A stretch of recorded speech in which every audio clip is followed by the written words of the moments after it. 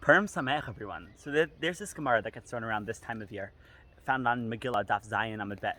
It says, "Chayav inish lebesume b'puraya." Person has an obligation to become intoxicated on Purim.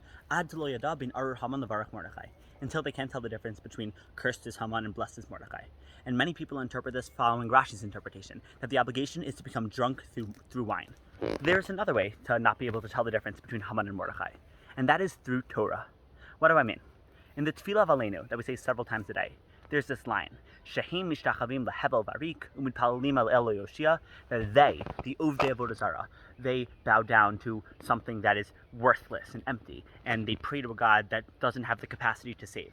Va'anachnu, but we, Am Yisrael, koreim mishtachavim umodim lifnei melech malchei hamlachim hakadosh baruch hu.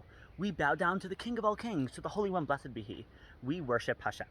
And besides for teaching us that the difference between Ovdei Avodah Zarah and us is that their God is powerless while our God is powerful, there's another secondary, subtle difference going on here. They are mitpalel el Yoshia.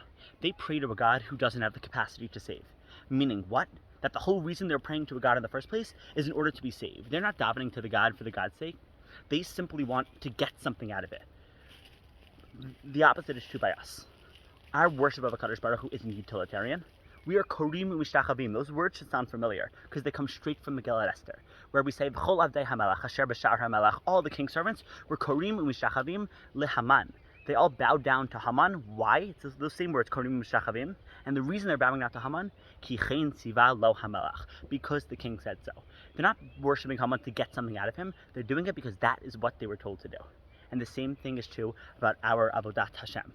We aren't supposed to worship HaKadosh Baruch Hu for the sake of getting reward, or for the sake of getting a good place in the next world, or for the sake of having money, or happier, more fulfilled lives. Those are all tangential benefits of HaKadosh Baruch Hu, but that's not the purpose of why we serve God. The purpose is ki chen tziva lo hamelach, because Hashem said so. That is our job, that is our mission in life, to worship Hashem for the sake of worshiping Hashem.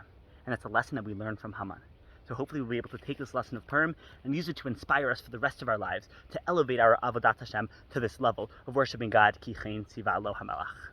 Purim Sameach, everyone.